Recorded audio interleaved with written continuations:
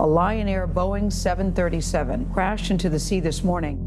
Rescuers have located debris, but they do not expect to find any survivors.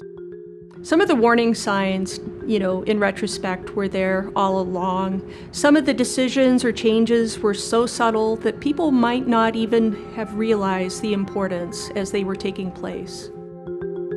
An Ethiopian Airlines flight has crashed shortly after takeoff from Addis Ababa, killing all 157 passengers and crew thought to be on board. Boeing's best-selling plane is coming under increased scrutiny after another deadly accident.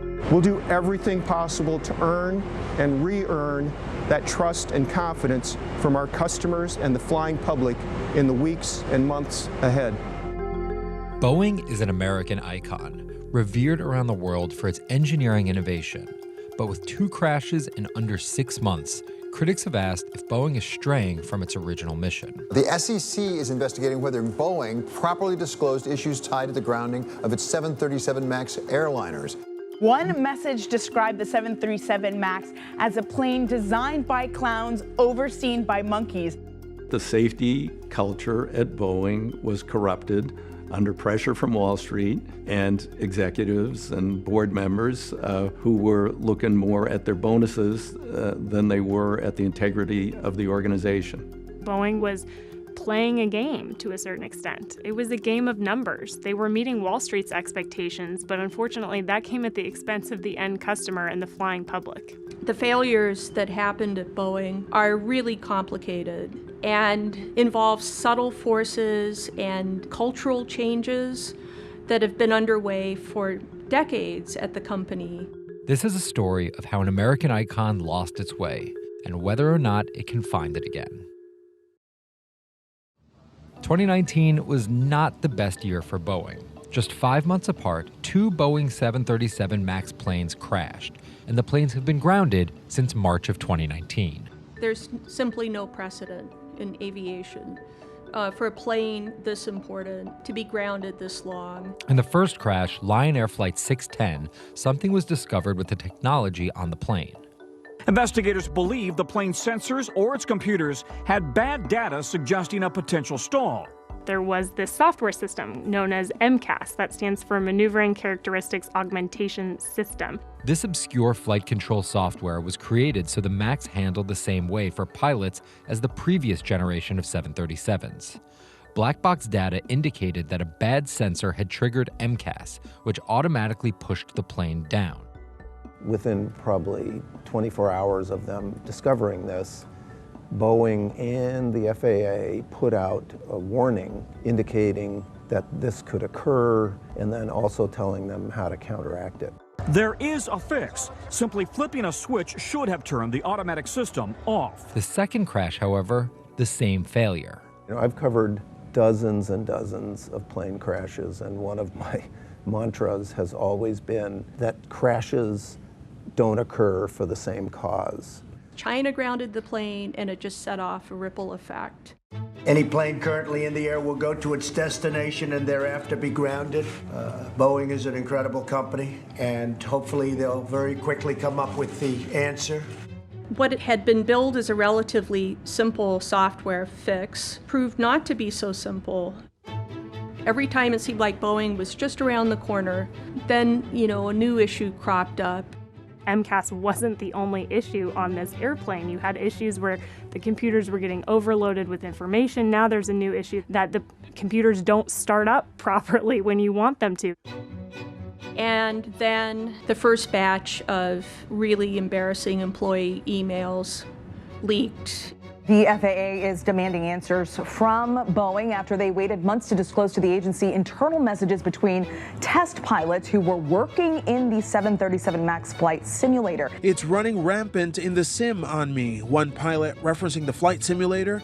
The plane is trimming itself like crazy. The emails came out 2 weeks before Boeing's chief executive, Dennis Muhlenberg, was due to testify before Congress. And it was a bipartisan shellacking. 346 people are dead because what these chief pilots described as egregious. You're the CEO. The buck stops with you.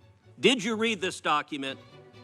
And how did your team not put it in front of you, run in with their hair on fire, saying, we got a real problem here. You know, ultimately, we don't quite know exactly what caused the MCAS design, just like we don't know all the causes of the crash. We don't quite know. But it's very clear that the one big cultural change at Boeing had been a disruption in the communication between engineers and top management. But this kind of cultural change for a company as old as Boeing happened slowly over the course of not years, but decades. Boeing's history goes back over a century, and while its early seaplanes weren't iconic, by World War II, their military aircraft were. When news of a successful raid by the Flying Fortresses comes in, these are the people who get the biggest thrill, the thousands of Boeing workers who build them. Boeing's an American manufacturing icon. It was churning out bombers that were critical to the Allied defense effort and gave us Rosie the Riveter, sort of a symbol of American can-do culture. Employers find that women can do many jobs as well as men, some jobs better. They were one of the great survivors of the post-World War II shakedown in aircraft design and the most successful new entrant in the new jetliner market of the late 1950s. The company gambled everything on a prototype of what became its first jetliner, the Boeing 707. Nearing completion in the Boeing plant at Seattle, America's first jet transport is a unit of glistening beauty. That was followed by the 727 and built this revolutionary behemoth, the 747. You probably know it for the hump behind the nose. And at the same time, they came up with what became Boeing's greatest commercial success, and that was the 737. The 737 wasn't immediately successful. It took several design and engineering iterations to turn it into the plane that we see today. Became a workhorse for airlines, like Southwest, that fly primarily shorter routes and really brought travel to everyday people. And even as more and more travelers flew on these aircraft, the aviation safety record during this time made flying one of the statistically safest ways to travel. We've been the technology leader in aviation in the world. Boeing was a magnificent company who made, in my opinion, the best airplanes in the world. Until some of these recent cultural changes, which all came from pressure to Wall Street and bad management. Over the years, Boeing was this tremendously important and innovative company, but it wasn't necessarily a great stock. In 1997, Boeing merged with McDonnell Douglas, another aerospace and defense giant. Boeing said, let's do a merger. We'll continue with the innovation. And maybe McDonnell Douglas will help us in terms of our structure and telling our story to Wall Street. Almost immediately, you began to hear kind of a bitter joke coming out of Seattle that McDonnell Douglas had used Boeing's money to buy Boeing. And certainly in terms of management structure, it began to look that way. Harry Stonecipher, a former GE executive and McDonnell Douglas CEO, becomes COO of the combined companies. And more of the company's style and culture began to be more of a McDonnell Douglas sort of picture. He almost immediately sort of signaled there was a new sheriff in town, and he was going to bring financial discipline to Boeing. Stonecipher would eventually become CEO and continued his emphasis on controlling costs within the company, a culture that engineers within the company would begin to feel.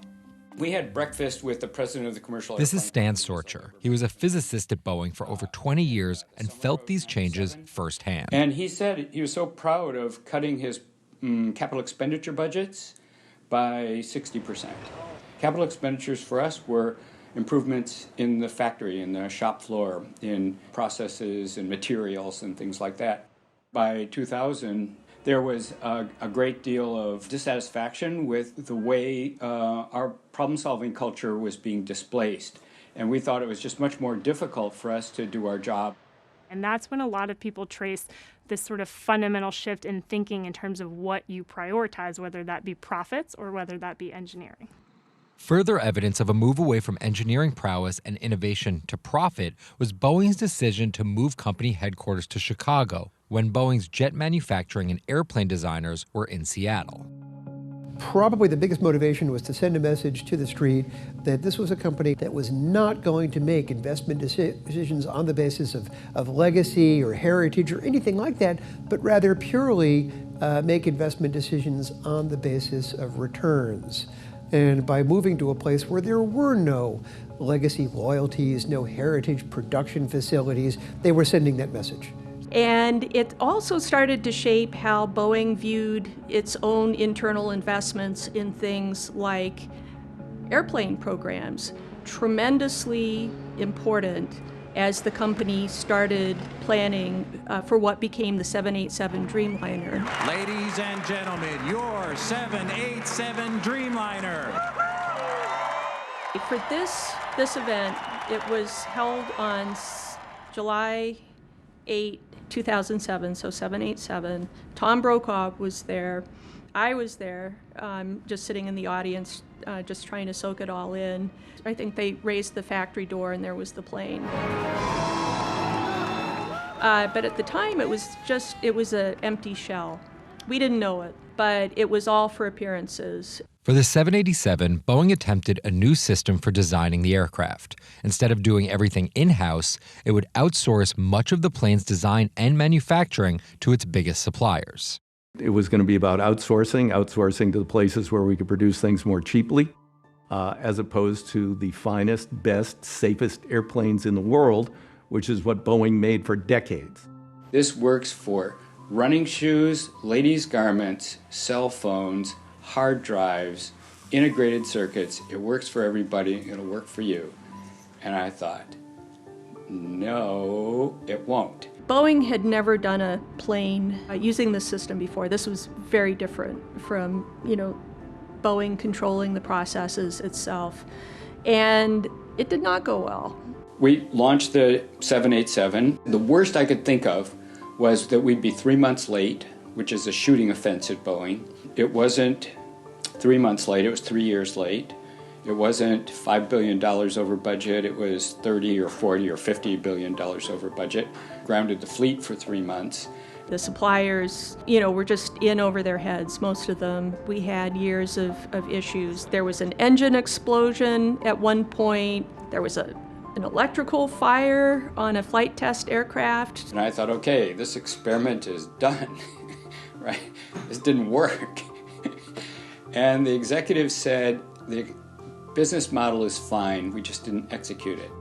Every new airplane has growing pains, especially those that kind of push the edge of the envelope in technology. Eventually, Boeing would fix many of the 787's issues, and the Dreamliner slowly started to bring in big returns. And with a profitable plane, Boeing looked at other measures to boost its returns to shareholders.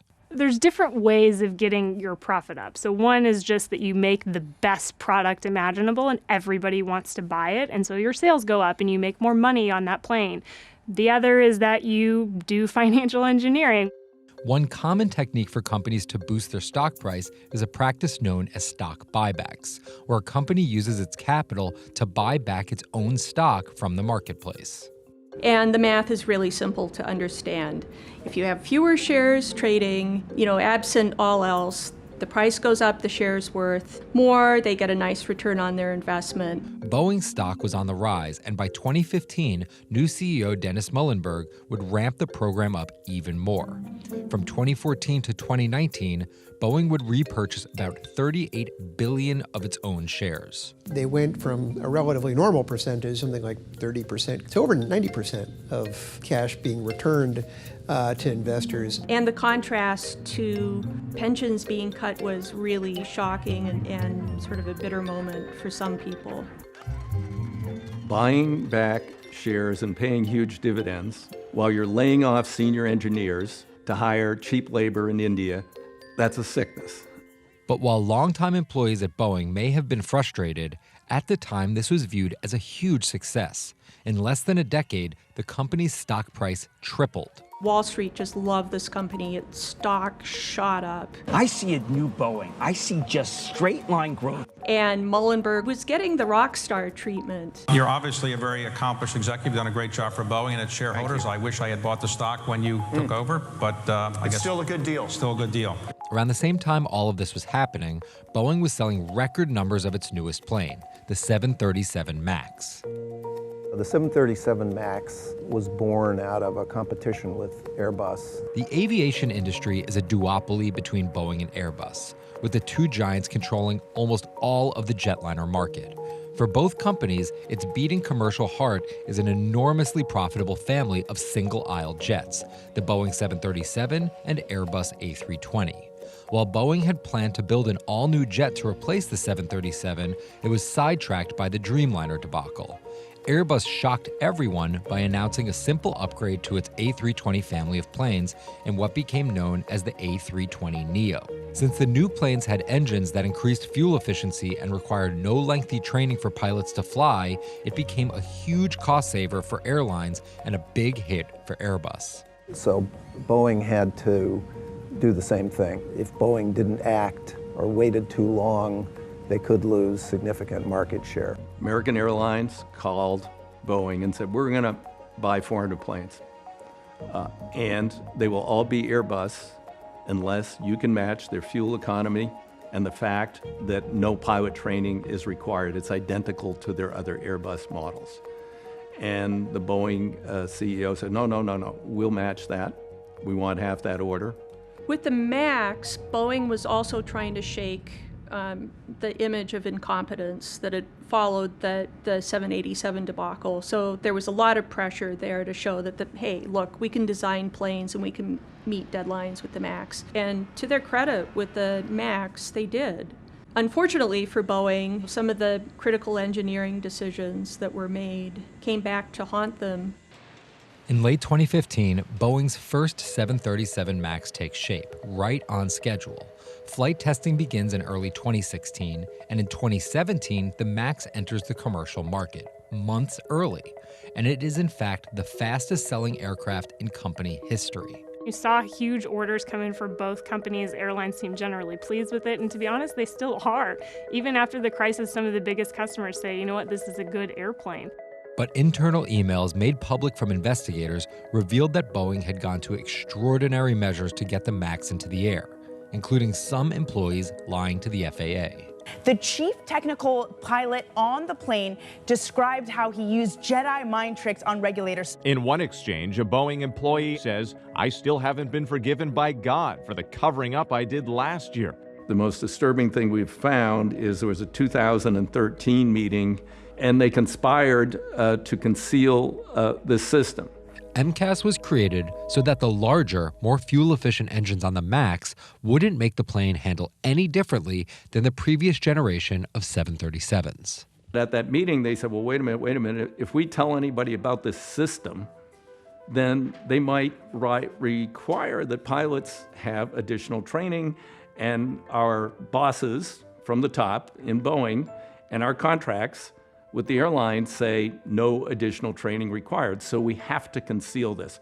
No one outside Boeing can know that this safety critical system exists. Another week, another shakeup at Boeing. The company's former CEO, Dennis Muhlenberg, forced out after 35 years with the company and 4 years as CEO. After firing Muhlenberg, Boeing would close the books on one of the worst financial performances in history, estimating $18.6 billion in total costs for the grounded 737 MAX, and it would report its first annual loss since 1997. Dave Calhoun, a member of Boeing's board, was tapped as the next CEO and immediately starts to make sweeping changes within the company. The first couple of weeks on the job, he moved very quickly to get any embarrassing overhang from the last year, just like clean out the cobwebs, get all the bad news out there right now. Trying to be more transparent, Calhoun dumped even more damning documents and holds a conference call with reporters. When boards reach a conclusion to change a CEO, they expect change. and they recognize the arguments that have been presented from the outside world as legit. And they're going to experience a different style of leadership, a different way of doing things. But it's unclear whether or not Calhoun will shift Boeing's priority away from pleasing Wall Street and return the company to its engineering roots and heritage of creating top flight planes. We believe this airplane is safer than the safest airplane flying today. Every next airplane has to be that way. It has to be that way for Boeing. It has to be that way for our competitors.